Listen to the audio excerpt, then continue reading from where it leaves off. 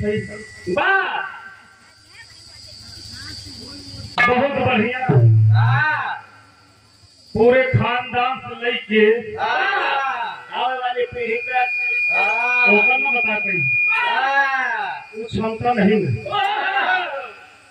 कहाँ बारात गए पूरा खतरा खतौनी लिख के बतावत है कि अपन ठिकवाए जैसे ठिकवाए ले हम कुछ ठिकवाए लिए।